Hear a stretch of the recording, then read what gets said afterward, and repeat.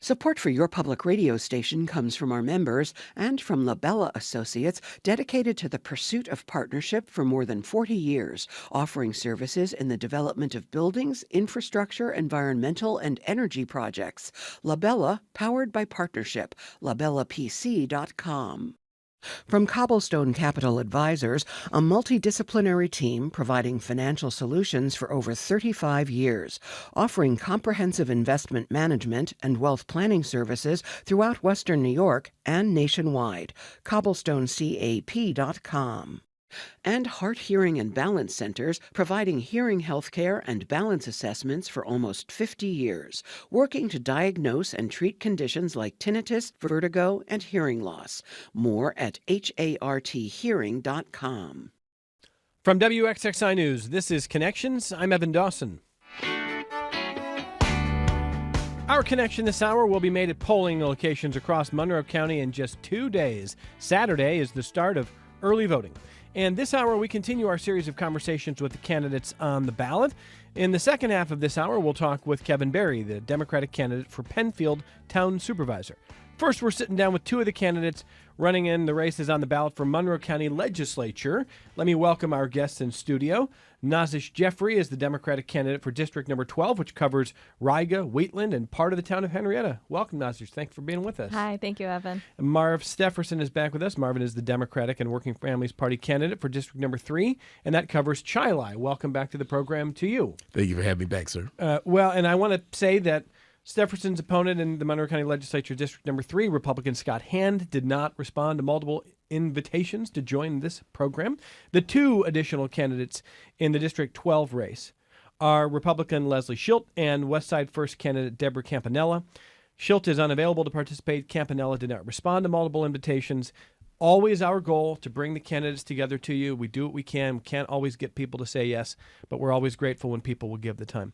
And Marv, I'll start with you just because, we've had this conversation. You've made the effort before. You care. I know you care about the community, and this is not your first time running for politics. So tell people a little bit about why you're doing this again, why you're giving this another go, and about your background for people who don't know you. Appreciate that, Evan. So again, thank you for having me on. Definitely, this is the fourth election run, and it's because my commitment to public safety. The 27 years in military, 25 years in law enforcement, and 13 years in education shows a breadth of experience, but first of all, commitment. And so it's that same committed spirit, that same tenacity of saying that, just running once or running twice or even running a third time, if you haven't reached the goal of trying to be a part of change or trying to be a part of improving governance, then you have to continue until you reach that goal. And so that's why coming back out and running the fourth time was so important. And let me ask your colleague right next to you, Nazish Jeffrey, to introduce yourself. Tell listeners a little bit about who you are and why you decided to make a run for your district. Yeah, appreciate it, Evan. And thank you again for allowing me this opportunity to be on here today.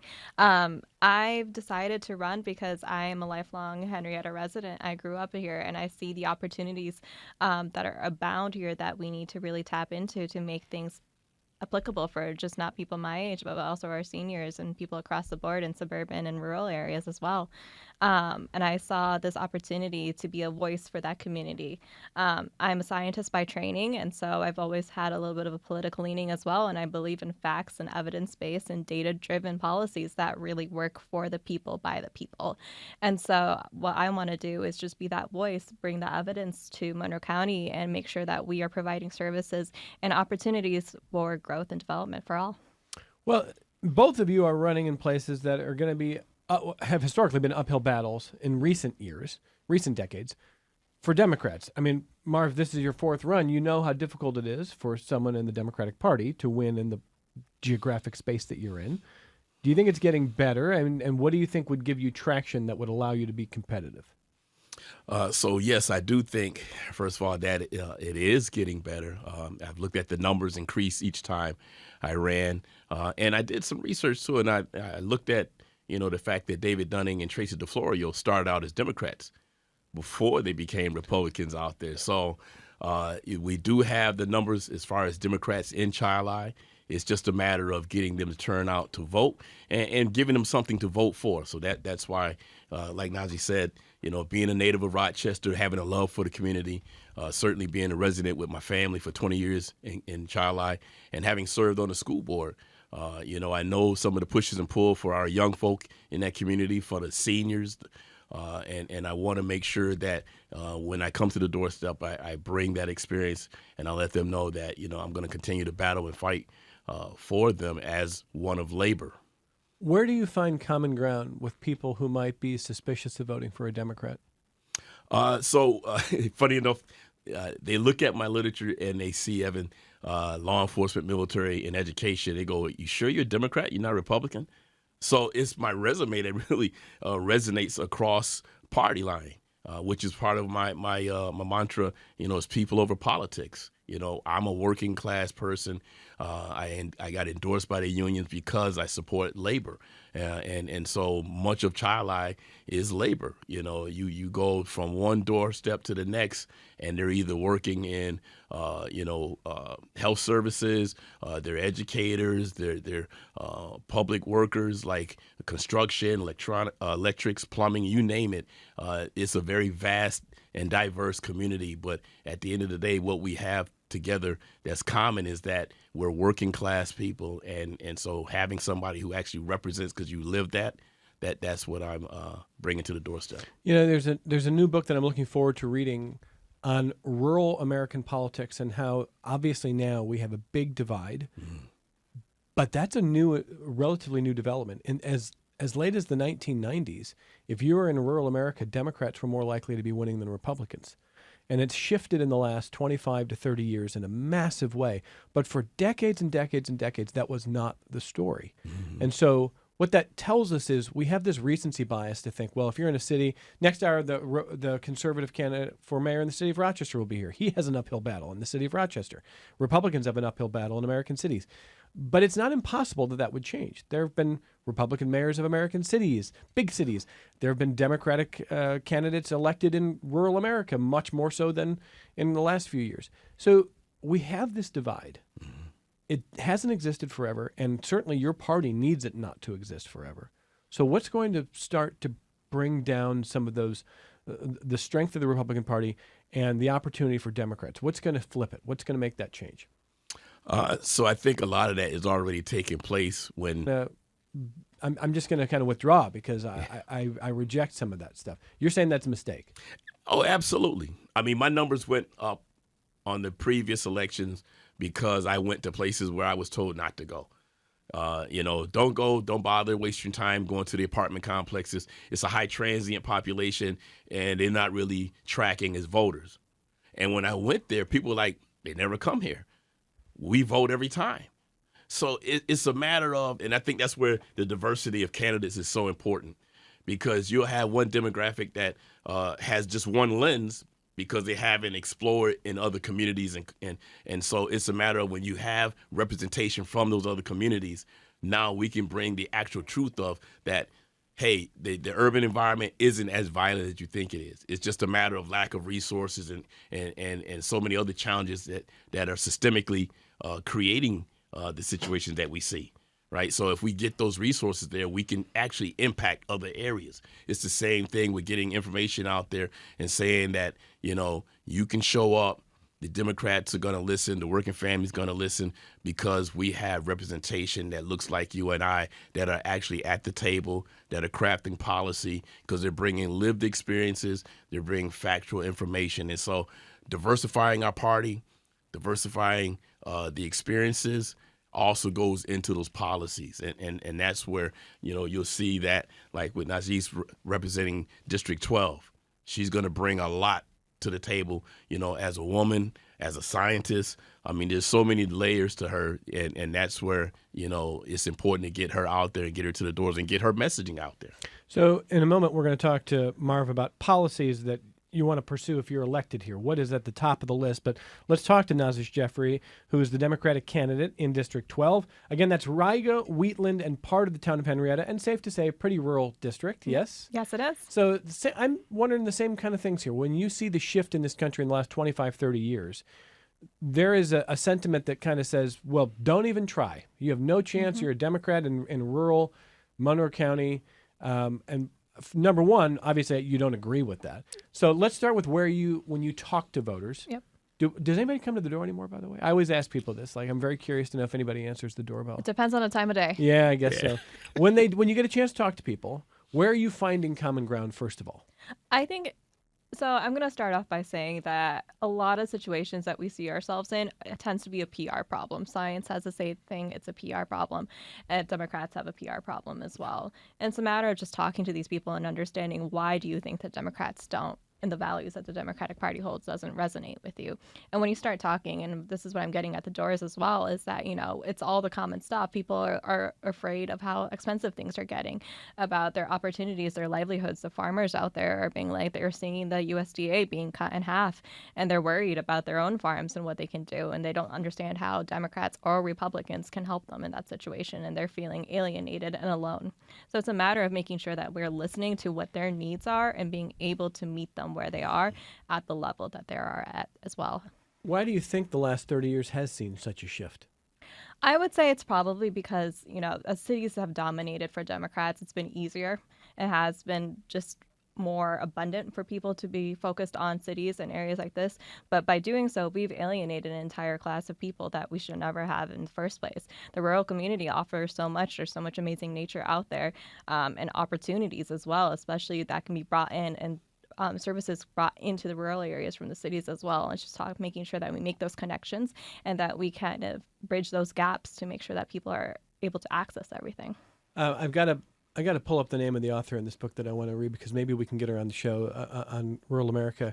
In an interview this week, she said that one of the common things she hears from Democrats about why they've been losing so much in rural America, she said Democrats, and again, this is just a generalization that she hears a lot, is, well, there's a lot of racist people out there. Is that the explanation? Is that an explanation for you? I think it can partly be an explanation, right? I think there's something to be said about the lack of diversity that you can see in rural areas, but it also can be kind of contributed towards just not having enough exposure as well. If you have someone of color out there that's also farming, those people tend to be more respectable and not have those racist tendencies. And so it's just a matter of making sure that, we have opportunities that if somebody wants to be a farmer that's not typically a farmer can go be a farmer still to this day. What's the name of the book, Megan Mack? Suzanne Mettler is the author. And one of the points that Mettler was making was that if you just want to say, well, it's racism, you are ignoring the actual shift in the impact of a very, very different economy from 2 generations ago to now. And, Mettler is not using her book to say there's no racism, there's no bigotry, there's no problems. She's saying that it's much more complex than just that, and the Democratic Party is falling into a trap if you only think that way. You agree with that? 100%. It's always going to be more nuanced than that, and every person is going to end up being in a gray zone. And so by categorizing people like that, we're just doing ourselves a disservice.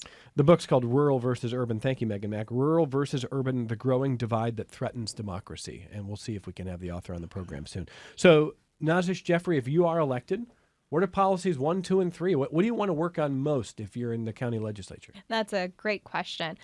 So my background is in economic development. I think Monroe County has so many great opportunities here, not only in the rural agricultural areas, but the fact that we have so many amazing educational institutions as well. My story is that I was educated here. I got my bachelor's from St. John Fisher and my doctorate from University of Rochester, but I had to leave in order to pursue my career. I had to exit Monroe County, New York State in order to do so. And it's such a waste of the talent that we're producing here, then making sure that we're able to retain that talent and able to take what we are researching and producing here at the universities and applying it to other areas in the suburban and the rural areas, thinking of clean agriculture practices, being able to reuse agricultural waste to create clean energy, making sure that we have programs and opportunities like that, and making sure that we keep things affordable at the same time. Now, what is the county's role in keeping things affordable? I mean, there's a lot of different layers to government here, and how much does the county impact someone's how affordable their life is? I mean, one of the biggest things the county has is the county taxes, right? And so making sure that we can be fiscally responsible, maintain a budget, provide services and jobs to people while also maintaining that affordability within Monroe County is such a huge thing. One of the things that drives people to upstate New York and Monroe County is the fact that it's affordable. And if we lose that, we're going to be disservicing ourselves. Okay. Marv Stepherson, give me some at the top of your list. If you're elected, what do you want to work on right away? Oh, wow. So affordable housing, whether it be a mortgage or rent, transportation, again, connecting communities, and again, the quality of life all falls in that area. So, like I said, coming from law enforcement, coming from military, mental health, when I was on the school board, mental health with our students. So when I say that, it's on a macro level. Oftentimes when we see a break in society, they'll say, well, the person was going through crisis and we got to put more policies in place. And I'm saying that, you got to address the social needs, and that is with quality of life. If you got affordable housing, you can afford to go to the store and still get food and your medication, the transportation to that. So those are some of the things that are really encapsulated in what I'm looking at doing, and that is addressing that within our public safety community, within our community at large, and connecting the communities with the transportation is a huge part to that as well. So if you're knocking on my door and I say, okay, but that sounds like that's a federal issue, or some of that stuff sounds local. Like, what's county government got to do with that? What's the answer? So county government has a lot to do that. I mean, right now we're looking at state and local funding to try to keep just our basic infrastructure in place and functioning because of the split that's happening right now on the federal level. So I think by doing something locally, one, we solidify a foundation wherein we don't have to lean on the federal government as much. And so you do have like an RTS, right? But let's look at doing some other streams of connecting communities when we talk about transportation, right? Which could create jobs as well as connecting young folk and older folk who don't have the same ability, but have the same challenges of not having access, right? So my youngest daughter who doesn't have a car, but she's working 2 jobs and going to school. How does she get to those different places, right? My mom and my mother-in-law who are seniors, who live in a senior living center community, but don't have access to the stores or to their pharmacy because the way it's so stretched out and they're not built up around those communities. But you want to create an affordable way of being able to get them from A to Z. And I think when we see those communities connected like that, then that also will bring our young folk, back to just affordable community of upstate New York, and to the jobs. We'll see folk actually applying because they got ways to get to and from home and to other social areas. So it's a lot, I know, to say that, 1, 2, and 3, but certainly when you look at transportation, when you look at affordable housing, livable wage, and then we have a state park in a few years that's going to be right here at High Falls. As being one of the park commissioners, I was at our meet and greet on Monday, having the community come out and share their vision of what they would have their state park look like. When we talk about the park's prescription of getting out into clean environment, those are the types of things and innovations that I would want to bring to not just the city of Rochester, but to our county as well, as we have so many state and county parks, and we want to utilize those resources to make sure that our community is healthy. And so if they have access to it, now we can see an improvement which will decrease crime. So as a public safety officer, I know that you can't police your way out of social issues, but if we're addressing the social issues, we'll see a diminishment in crime in those areas. And now our law enforcement can actually work in the real, criminal element rather than trying to do a social function, which they're not even trained in doing. And I know that because I was a trainer for 20 of the 25 years, right? So I was just sharing that with Najee. I was saying that How about having a collaboration with the social workers? Or how about actually getting our officers certified as social workers?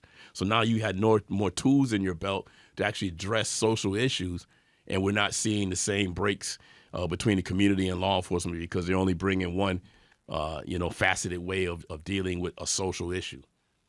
All right, before I wrap here with these candidates, I want to let listeners know we're going to link in our show notes to their websites. You can learn more about the candidates, and we always urge you to read and learn more about them. Want to remind you their opponents were invited to join us and either didn't respond or turned down that invitation.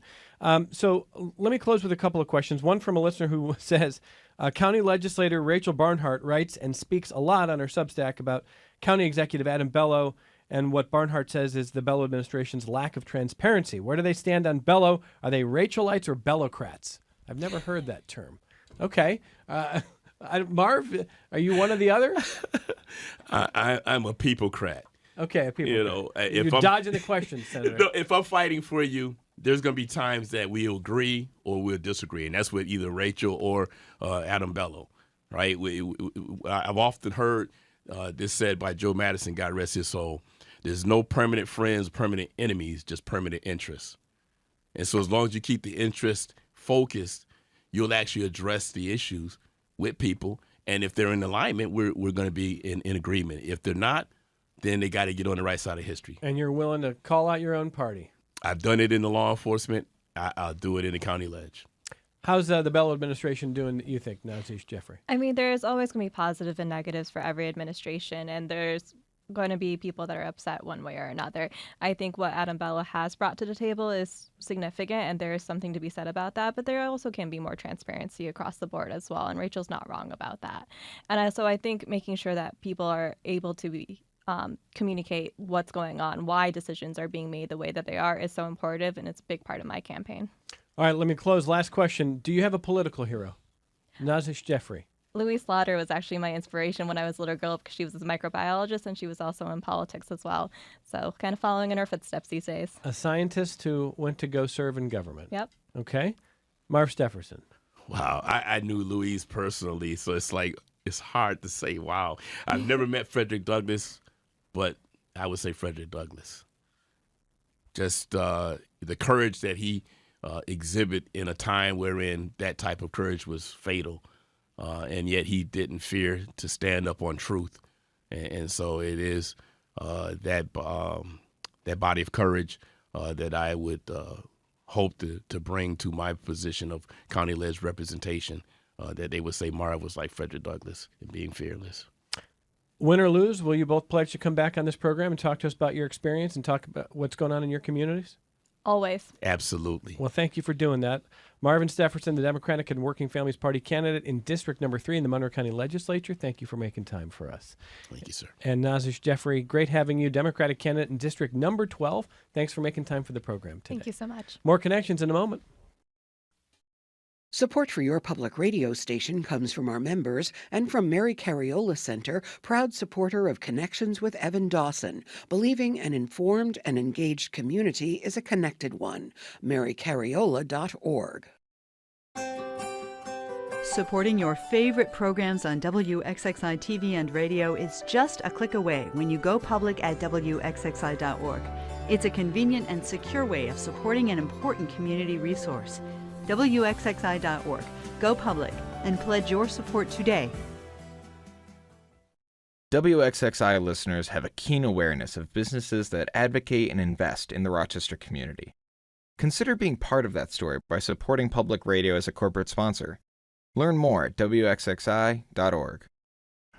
This is Connections. I'm Evan Dawson. We're talking politics, and we're talking about candidates on the ballot before the election. This is part of our series of conversations with the candidates. We've been doing it for the last several weeks, and early voting starts on Saturday, so we are wrapping up these interviews this week.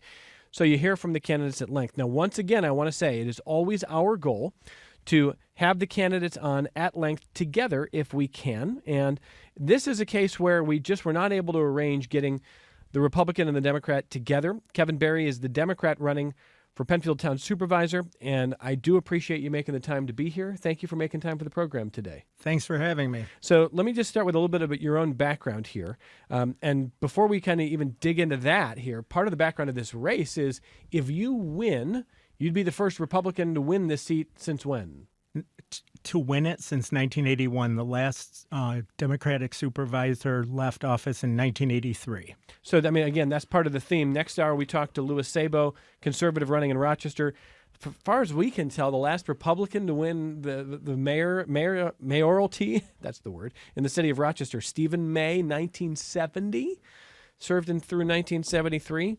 Well, in Penfield, Democrats haven't won the supervisor's position in 44 years. Correct. Okay. And tell us a little bit about your service, your background, why you're running, and more about who you are. Okay. I am currently on the town board. I am the liaison to the town public safety department. I am currently running with two running mates, Bill Lang and John Getz. Bill is the director of development for the town of Irondequoit, and John Getz is a prominent attorney in the area. I am the vice president of operations at the Arc of Wayne County, and basically I support people with developmental disabilities to have meaningful daily activities and in the hopes of having integrated community employment. I want to say that we are running on the Working Families Party line also, and endorsed by the New York State United Teachers, by the AFL-CIO and the UAW, and we're very grateful to have those endorsements on behalf of working families. Why I'm running? There's really two reasons. One is that residents have urged me to run several times. When I get emails, I answer them. When I get phone calls, I return them. I go out and I meet with people in groups. I meet with them one-on-one, and they get answers from me. Sometimes they'll get solutions to their issues, which is great. I love to do that. But they'll get answers, and sometimes there'll be answers they don't like, but they've got the answer, and they're grateful for that. And they've said, I like what I see here. I think you should run. The second major reason I'm running is that I'll be a supervisor who collaborates with the town board. They are the elected representatives of the people. As supervisor, I'll be the town administrator, but I'll also be the leader of the town board team. And being that leader of the team, I'll be communicative. I will keep people in the loop. I will welcome positive conflict because positive conflict will lead to the best results for the people of Penfield. So those are the two major reasons why I decided to run. When you ran for the town board, correct me if I'm wrong here, we cover a lot of races. On election night, I was looking at the numbers, and it said Kevin Barry has won a seat on the town board by 1 vote. Now, after the final counting, it shook out to like a couple dozen votes. On election night, it was 1 vote. It was 1 vote, and actually you had me on the show. We talked about the idea of how people feel like their vote doesn't matter, and your race was the one where we went, wait a second. This is really the case where every vote mattered. On election night, it was the 1 vote margin. And it turned out to be 25. And I will tell you, my boss was a Republican who lives in Penfield, and I had to deal with him telling me he was the 1 vote for weeks until the recount was done. So obviously you know what it's like to win in a very, very tight race. Yes. And in a race where it's contested and it's a challenge. Again, people in your party... you went on the town board, but in the town supervisor, it's been 44 years. Why has a Democrat not been able to win in 44 years in the seat? Well, for one reason is that Democrats didn't run a lot of the time, that most of the races in the interim were one-party races because the Republicans were so dominant in the town. Now, there are more registered Democrats than there are unaffiliateds and more unaffiliateds than there are Republicans, but it's basically a 3-way split. Okay, so you feel like you've got a legitimate shot here. Absolutely. Your opponent, the Republican incumbent, is Supervisor Jeff Lienhout. We reached out multiple times, and the supervisor, I want to say, I want to show a lot of grace here and say I think he is very busy. He indicated finally this morning that he's just been very, very busy and was not able to respond before this morning and was, trying to make it work in his schedule, but just didn't really have time to get back to us. So I understand that, and I just want to offer respect to Jeff Leonhouts. I mean, we're not trying to keep his voice out of the program, but we were up against it this week with the scheduling and trying to get everything in this week. So, you're on the town board. You've worked with Jeff Leonhouts. What's your view of his performance in that role? I like Jeff. I think that Jeff is a nice guy. I'm not going to disparage him in any way. I just think that I can do a better job, and I'll leave it at that. Okay. I'm tempted to peel back a little bit more, but let's talk about you. So let's talk about what you want to do here. In your town, what is priority one if you're the supervisor? One of the things that I really want to do is to work with the county and the state regarding our traffic safety and pedestrian safety issues. I would work with the sheriff's office. I would work with the state police. I would also work with representatives. And I have relationships with a lot of those representatives, with Sue Hughes Smith, who is on the county legislature and represents part of Penfield, with Jen Lunsford, the state assemblywoman, Samra Brook, the state senator.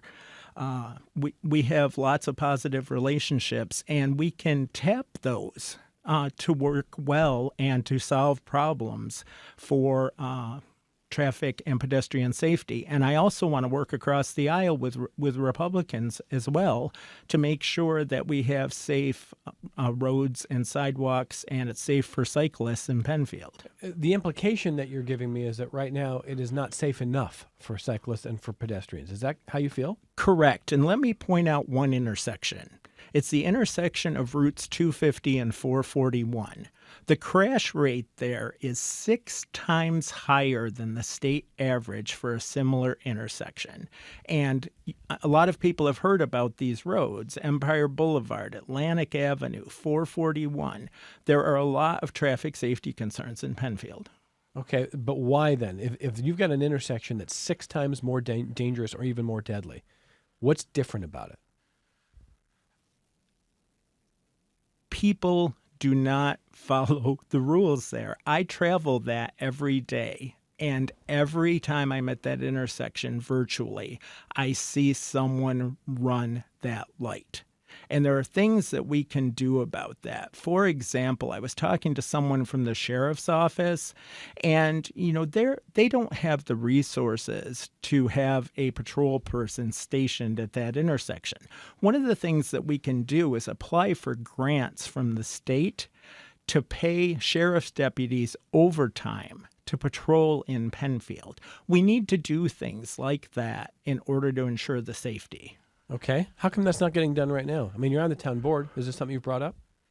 I've brought up traffic safety repeatedly. I have mentioned that. I think that a lot of the time the thinking is that state roads are not our roads, county roads are not our roads. We need to focus on what the town can control. The supervisor has the ability to reach beyond the town and to liaison to other entities, to other officials, and really work to solve these problems. That's one of the reasons why I'm running for supervisor. As a town board member, I am a part-time employee, and I'm at town hall for meetings, stuff like that. I want to be in the town hall all day, every day, advocating for the people of Penfield. Talking to Kevin Berry, who is running for Penfield Town Supervisor. He's the Democrat on that ballot. So give me another issue. We talked about safety for pedestrians, road safety, et cetera. What else is on the list for you? There's several things. One I'll bring up is that I want Penfield to become a pro-housing community. There is a lack of generational and workforce housing in Penfield. So basically, my children got priced out of the Penfield market, and they had to live elsewhere. That didn't make me happy. A lot of people retire and don't stay in Penfield because they can't afford to live in Penfield in their retirement. By becoming a pro-housing community, we would open up a lot of funds to do a lot of things in Penfield, and it would go beyond residential. It would also go into commercial. There's downtown revitalization funds, there is New York Main Street funds, there's the New York Forward program, and you have to be a pro-housing community in order to qualify for those funds. And we need to go through that process and really work on this problem. Housing is an issue all across the country, and it certainly is an issue in Penfield. What's the best argument against becoming a pro-housing community? I don't know. You can't think of any. For the people of your town who oppose that, what do they tell you? What are they worried about? I have not heard anyone say that they are opposed to it. I think that it would open up new types of housing that are for a different group of people, and that's the only difference. For example, Lower income? We're not talking lower income. We're talking regular income. We are talking teachers at the schools who come into Penfield and are new teachers and are contributing to their community at the school but can't live in the community. That's what we're talking about. So it's lower income than the current average income. Is that fair? Yes. Okay. What's wrong with lower income housing, though? What's wrong with low income housing? Anything? My personal opinion, I mean, I have no problem with lower income housing.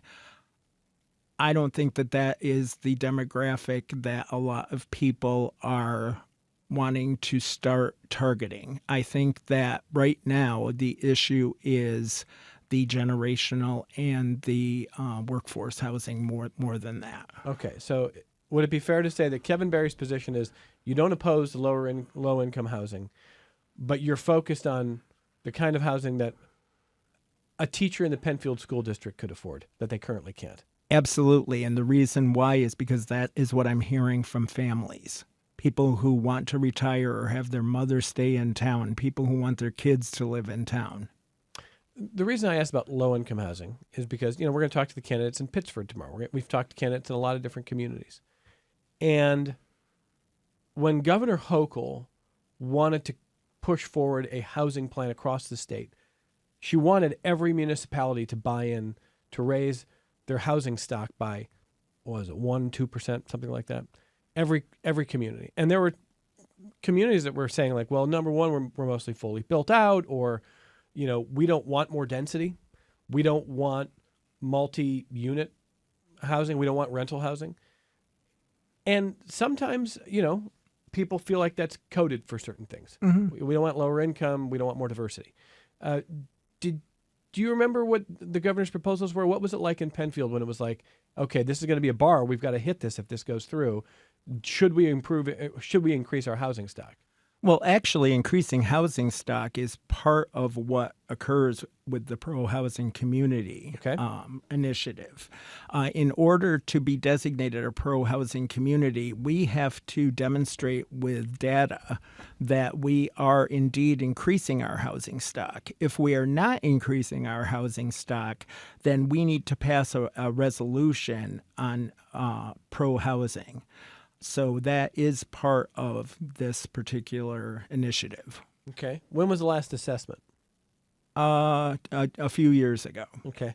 How are people feeling about their home values? I ask because, we've talked about this in Rochester, we talked about it in Brighton. And on the one hand, home values have gone up. So the idea is you've got more equity. I mean, that is ostensibly a good thing. But if you have to sell a house, then you often have to buy a house. And it is not easy to buy a house right now. So how are people feeling about, either their home values or also the idea of moving within Penfield, having to buy, what's going on with prices there? I mean, Penfield has done well as far as value of houses go, and I'm sure that... As in the values are going up, up, up. Yes. Yeah. Yep, and competition is up in Penfield for sure.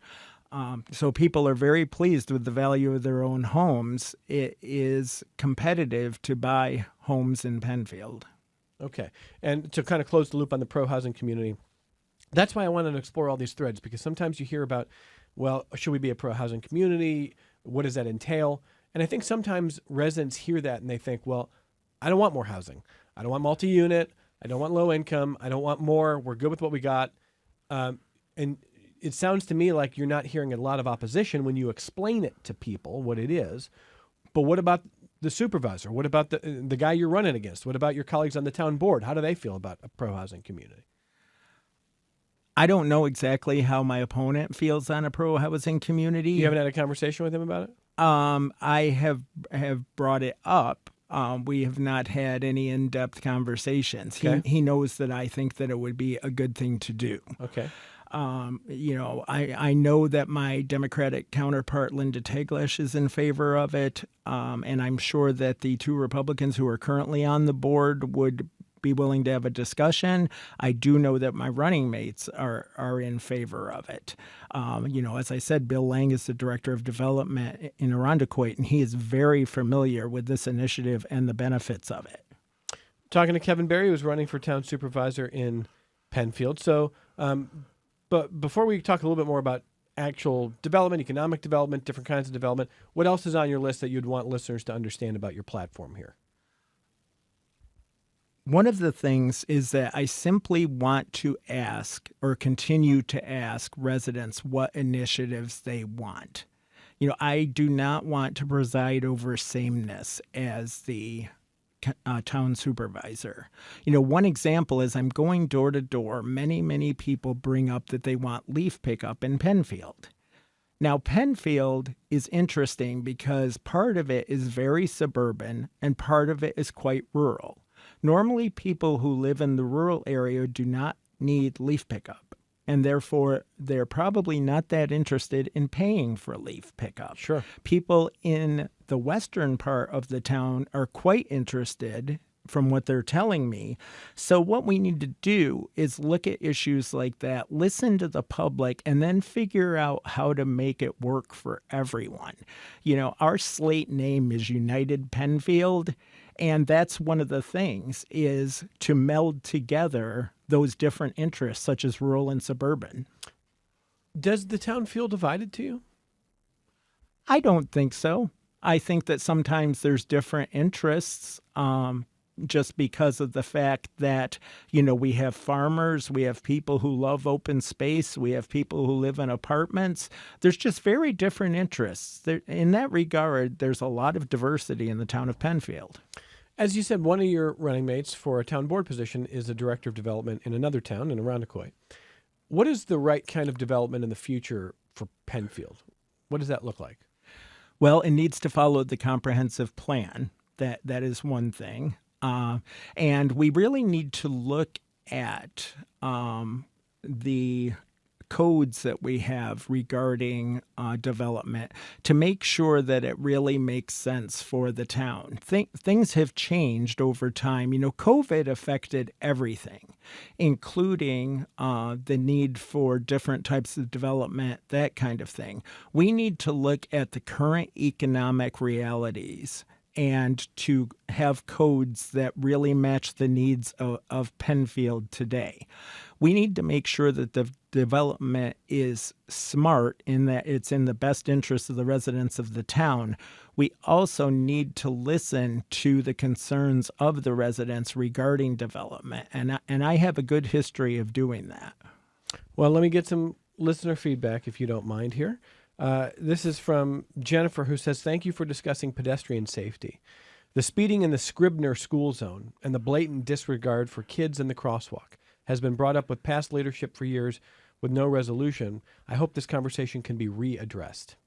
What would you say to that? Well, I think it should be. And that particular area has been a concern for us. Parents also brought up that when they were making the turn off of Scribner Road, that they were being blinded by excessive brush growth. And so the town made sure that got trimmed back. That is definitely something that I am concerned about. School zones in general are an issue, and there's things that we can do to put in more traffic calming, things like that. And if it's not under our jurisdiction, to advocate for putting in traffic calming measures. Jennifer, thank you for the email. Here's Patrick, who says, this is what he thinks about the wants of the people. He says, if that's all we consider, then there won't be a cohesive vision for the future. Sometimes people don't know what's good for them, and most people don't know what's good for an entire town. They just want what they want. And one could find out that the wants are not aligned with the greater good or a vision for the future? That's from Patrick. What do you think, Kevin? I think that's interesting. I think that collaboration is definitely the way to go. I think that if we are, being accessible to folks, if we're listening, not everyone is going to agree. I don't ascribe to the whole idea that the public doesn't know what they want or what they need. You can't make everyone happy, but you can certainly try, and you can make things better.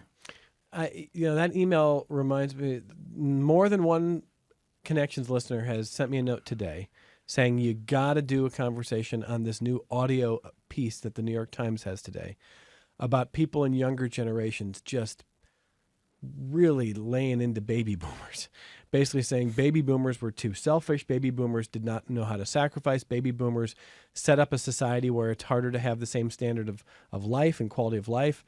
It's brutal. I'm not endorsing the piece. If you're a baby boomer and you're listening, I'm not saying I'm endorsing everything. And I'm just saying listeners are asking me to do a follow-up on that. And the larger point I think Patrick is making is there are times where leaders need to ask people to sacrifice a little or give a little that is outside of their own interest. Are you able to do that? Yes. I mean, that's part of life, right? I mean, if we are going to cooperate, then we need to be able to compromise some and work together. And I was actually born the last year of the baby boom, and my children definitely know that I did sacrifice, and I was concerned about the greater good. But I get what younger folks are saying. I understand their concerns. I see my own kids who are both married and have children. I see their struggles. They are very different than what we had, and I get it.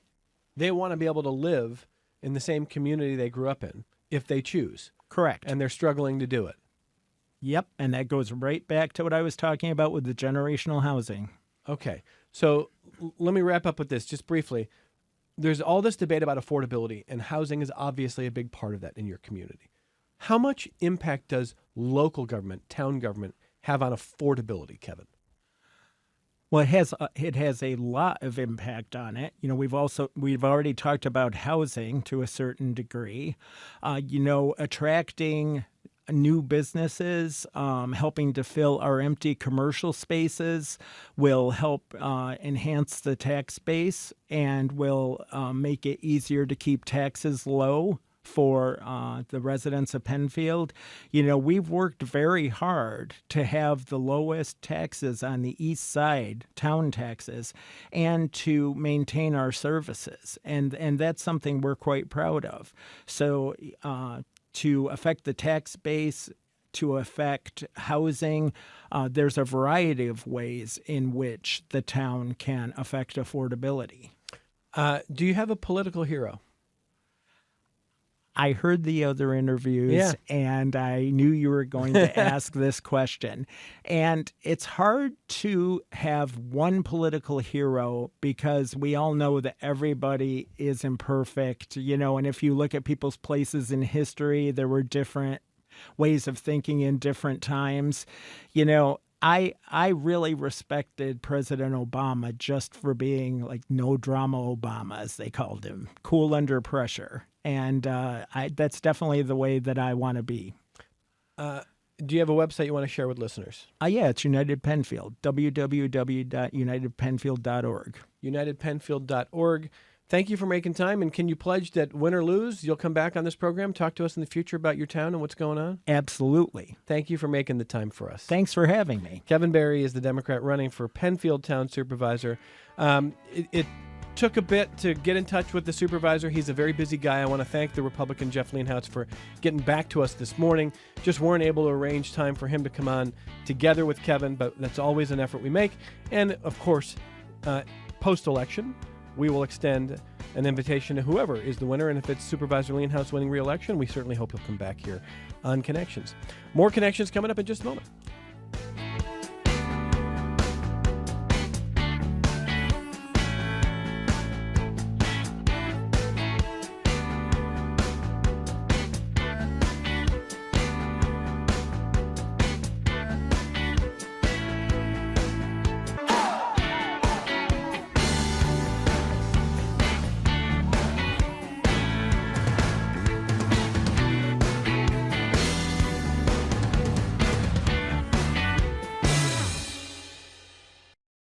This program is a production of WXXI Public Radio.